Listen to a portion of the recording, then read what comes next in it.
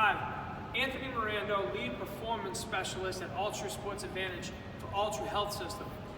I'm going to go through 5 daily movements that anybody can perform every single day prior to activity or after activity. When I say activity, it could be your shift at work, it could be exercise, it could be sport, or it could be just going out for a walk. Number 1 is a standing knee to chest. A standing knee to chest is going to be performed 5 to 8 times each side for repetitions, 1 to 2 total sets. I flex my hip, knee as well, and I bring this towards my chest, stabilizing unilaterally on my right leg, mobilizing my left hip and left hamstring. Now, modifications need to always be available just in case somebody has an injury.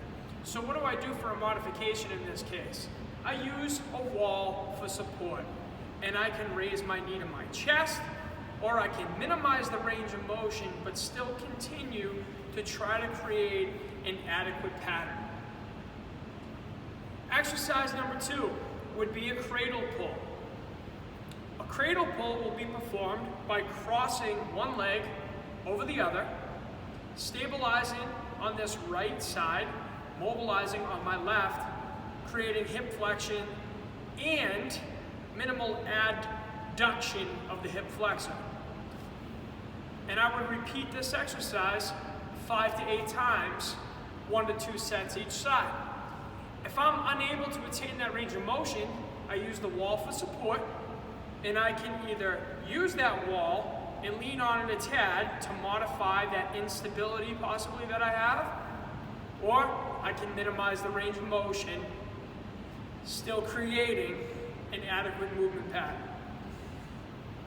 Exercise number 3 is a heel to glute.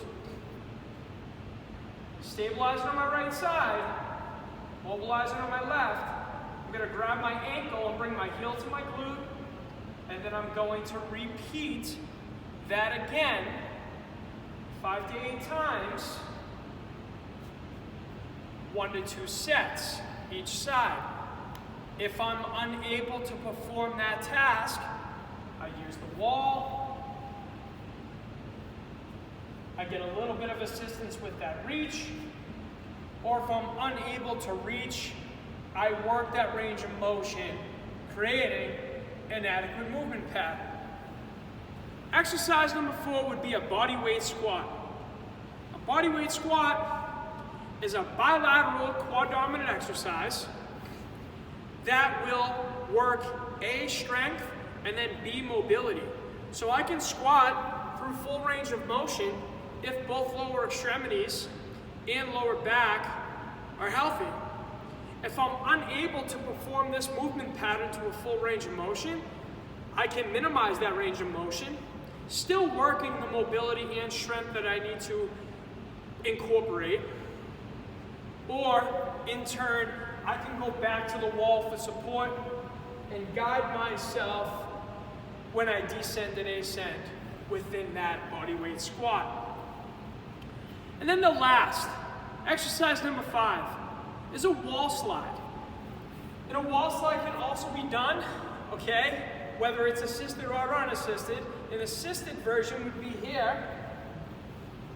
I have my hands on the wall.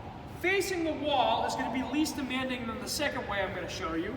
But I'm here, and what I do is I just grab my hands, get them up to the wall, try to incorporate full range of motion as much as possible, and then I return back to 90.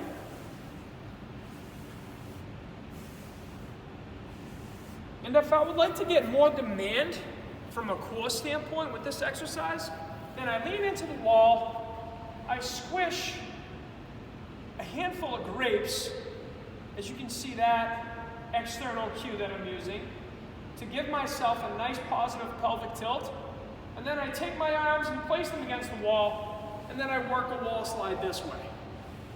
More core engagement, more upper body mobility. And those are 5 dynamic movements that you can perform every single day. Thank you.